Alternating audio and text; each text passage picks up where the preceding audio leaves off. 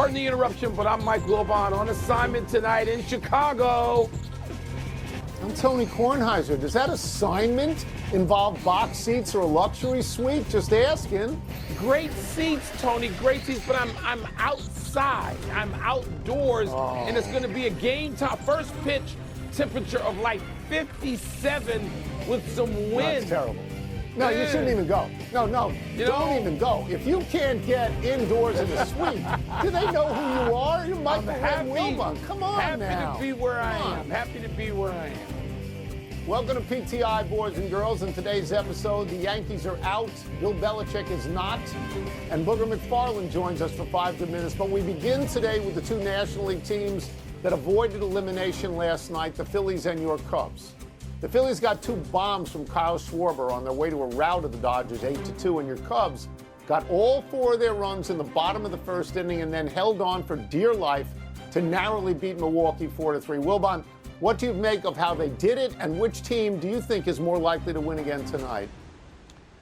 Tony, I love seeing, even if I wasn't skin all in on one of these games, the one here at Wrigley Field tonight, 8:08 Eastern, I want to see 5 games. I want to see them go for drama, and I really want to see the Cubs make Milwaukee go back and be the best team in baseball. They've been the best team in baseball. They were certainly that when they were, 36-12 or whatever they were for a while there. Make them be the best team in baseball by winning today. I just don't know if the Cubs will score enough runs. Matthew Boyd is going again, this time on regular rest. That bodes better, if not well, for the Cubbies. Look, if Philadelphia can hit the baseball, and we know Schwarber, Tony, that home run only ever, I think, really Stargell. Yeah. I mean, the first one, my God, that 8,000 feet. 8,000 can feet. be, it can threaten the opposition. Yeah. I know professional athletes will say they're not intimidated. BS. They can be intimidated, and Schwarber's capable. Now, I think the Dodgers will bounce back, but I think both or either of these series, it wouldn't surprise me to see either one go to 5, and I don't think it would surprise you either. Well, I mean, my first inclination here is to say that neither of these teams has a good chance. But on reflection, looking at what Schwarber did last night, looking at the explosion of the Philadelphia bats last night, and as you know, I respect that team a lot. Yeah. So I would lean a little bit to the Phillies. They have a starting pitcher tonight who I think is a really good. Chris Sanchez is out there tonight. And let me get his numbers. 13-5 this year with a 2.50 ERA. Now, Glasnow is going for the Dodgers. He's been hurt for much of the year, and his postseason numbers are terrible, Mike. 5.51 ERA and 2-6 record. And then it's possible that the top of the Phillies order comes out of this deep sleep that they were in when they were 2 for 21 the first 2 games, because you had Schwarber with 2 home runs. You had Trey Turner, I think he had 3 hits and drove in 2. 7 for 13, and Bryce Harper had 2 hits and a walk. Yeah. 2 hits and a walk. Field. They are probably as good as the top of the Dodgers order when they're, all things being equal, with Ohtani and Betts and Freeman. So I kind of sort of think they have a chance. I just want to mention one thing quickly. I got very excited when I found out that Clayton Kershaw was going to pitch last night, work in the bullpen. I had no idea it would be that terrible. No idea. I think he should be starting tonight instead of Glasnow. 3 walks. They should have turned that around. Yeah. Kershaw should be starting tonight, not coming out of the bullpen last night, to me. Mike, I don't know if we're ever going to see him again. I don't know now if we're ever going to see him again. That was a bad inning. Well, these playoffs, are going to move on without the Yankees, too. The Blue Jays eliminated the Yanks in last night's Game 4 as New York starter Cam Schlittler could not replicate the dominance he showed against the Red Sox in the wild card series. Tone, where does that outcome put each of these teams? Well, it puts Toronto in the ALCS, and I'll get to them in a second. I want to start with the Yankees, and I want to talk about the notion that people want to fire Aaron Boone because his playoff record at the moment is 25-27. Aaron Boone started managing that team in 2018, and since he's been there, they have the 3rd most wins in baseball, right? I mean, my feeling is that Aaron Boone knows what he's doing. They got 94 wins this year, which is the same as Toronto. They get into the playoffs without their best pitcher, Garrett Cole, throwing 1 pitch all year.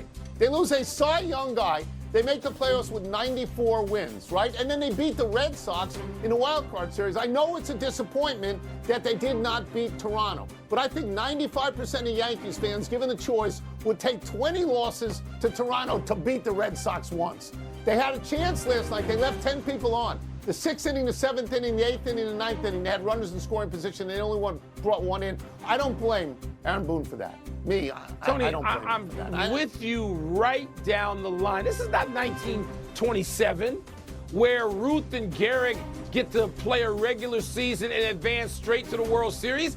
Baseball decided to add 9 layers of playoffs, and you're not going to win every year when you're playing teams that have the same or close to the same resources as you.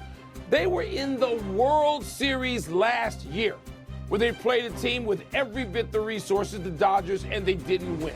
Toronto is a big market, rich team with star players, Vlad Guerrero. Yep. Come on now. Yep. The Dodgers aren't some homecoming opponent. People are idiots. Don't get rid of Aaron Boone to bring in who's going to do what differently. That's silly. Let me just make this point. I saw 3 different friends of mine today who said to me with glee they were happy the Yankees were out because the Yankees spend so much money and Toronto doesn't. I said, do not confuse Toronto with Tampa Bay. Okay? That's right. The Yankees are the 3rd payroll, and Toronto is the 5th payroll. This is not the rich against the poor. It is not. No. Let's move to college football and the sound of one shoe dropping for Bill Belichick. North Carolina and Belichick last night released a joint statement pledging mutual commitment to the Carolina football program. And then the Carolina AD, Bubba Cunningham, said Belichick had, quote, the full support of the school. The team is 2-3, and there was talk bubbling up that Belichick might be bought out. Wilbon, what does this statement of mutual commitment say to you? It didn't say anything to me. I don't know what it means. People put out statements now. Then a week later, somebody's going to social media. It's all just, I'm going to go to one of my favorite words. It's all junk. I just don't know what it is Bill Belichick wants to do. We're rarely let inside his real thoughts.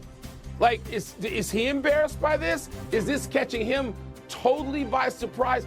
There were college football observers, close observers, who thought this was going to be a failed experiment anyway, and so far it looks like they're right. Would Belichick walk away after a year? Suppose they turn it around and win 4 straight games at the end of the season and they get going. Can he build a program? Or is NIL a transfer portal and $2 million freshman quarterbacks? Is that all beyond Bill Belichick? I don't know what it means, Tony. I'm fascinated. I refuse to so far assign it meaning. So last night I thought a lot about this because I was texting back and forth with a friend of mine who knows, he's very conversant with the college scene in the state of North Carolina. And he said he had heard they were coming for him. The Sharks were coming for him. Get rid of him right now. And I wrote back and I said, if that were to happen, I think it would be awful. I think it would be a terrible stain on Bill Belichick's career. I think it would bleed into everything he had done in the NFL if that were to happen right now. And I said, and I think that would be unfair. And I pointed out, I'm not a fan of Belichick's personally. I'm not, but he and North Carolina got into this together. They ought to get out of this together. I don't think you just dump the guy right away like this. And I had previously talked to someone who really knew the North Carolina team well. And he said after they lost to TCU, he said, don't expect anything this year. They don't have any talent. You cannot judge Belichick for 2 years. And that was what people said about Deion going to Colorado. You just cannot make an immediate judgment. You can't do it. Ooh. But Belichick's behavior, to be fair, recently has been, and I'm being charitable here, odd. It's been a little bit odd, right? I mean, the stuff with Kraft and the Patriots and, and saying they're the 33rd NFL team. Come on, you're getting crushed. Here's the scores, 120-33 in the 3 Power 4 groups. I was going to say Power 5, but the Pac-12 doesn't exist. Let's take a break. Coming up, why is the Ravens defense struggling so much? We're going to ask Booger McFarland. We'll also ask whether number 1 Ohio State or number 3 Oregon is either vulnerable this weekend, either both. Tony, North Carolina didn't know jack about football. Tea, part of Happy Hour.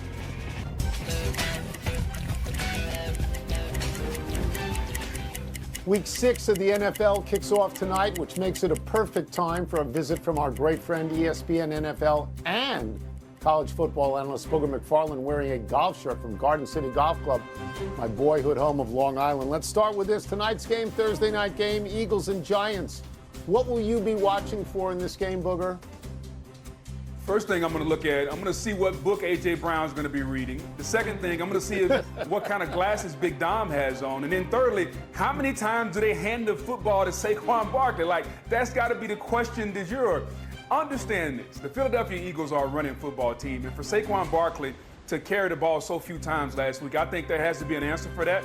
I think there was an overcorrection last week getting the football to the wide receivers. So this week, I think there's going to be an overcorrection getting back to doing what they normally do. And that's running the football with Saquon Barkley, running the ball with Jalen Hurts. Let's see if we can get Jalen Carter a sack because he's been a disappointment so far. I want to see this team play a complete football game because if they don't, the New York Football Giants have a defensive line led by Abdul Carter, Kayvon Thibodeau, Sexy Dexy Lawrence. They can get after the Eagles up front if they don't play. And this game could be a fourth quarter game when I really think nobody across America thinks it's going to be. Let's talk about a team you had pegged early on, Booger. The 1-4 Baltimore Ravens are playing host to the Rams this week. Their defense has been dreadful. You were on this week 1. Are you surprised it's this bad, even though you saw it coming? And what in the world can they do to change it? Yeah, I'm surprised it's this bad. Like, John Harbaugh's a really good coach. I love Zach Orr, the defensive coordinator. I know what they're trying to do, but somewhere between the practice field and the game field, it's not getting done. And they try to go out and they try to fix it. They signed Jair Alexander, to kind of cover up the back end, but their pass defense is the one that's really struggling. I just know this. I know there's a sign in that building. It says, play like a Raven. And that sign has been there for a long time. Ray Lewis, Ed Reed, all the guys that have come through there, play like a Raven. Right now, I think it's a mentality because they're not playing like a Raven. Like, sometimes you can throw the X's and O's out the window. Hey, guys, I'm going to roll the ball out there. We got to roll our sleeves up and we got to go fight. I want to see some fight in this team because if they don't fight, they're going to be 1-5. And as our buddy John King on CNN says, hey, the math is not going to add up because at some point, if you're 1-5, that's 6 games. You only got 11 left. And if the math don't add up for you getting into the postseason, then I'm afraid it may be late, very, very early for this team. Okay, let's move to college football because I am completely, as a son of the Midwest, fired up for a couple of games this week. Number 7, Indiana, out at number 3, Oregon, and of course, number 1, Ohio State. At number 17, Illinois, 2 huge Big Ten games. Do you have Indiana or Illinois, or both, really being ready to score an upset Saturday afternoon? Well, definitely not Illinois. The last time we saw them in a big game, Indiana hung 63 on them, and they probably could have put 80.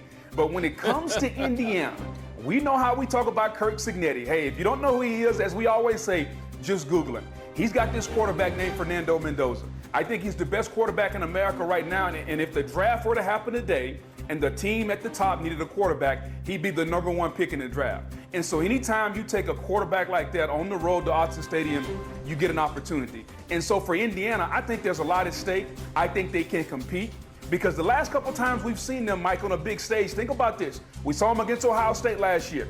The game was not as close as the score was. We saw them against Notre Dame in the playoff.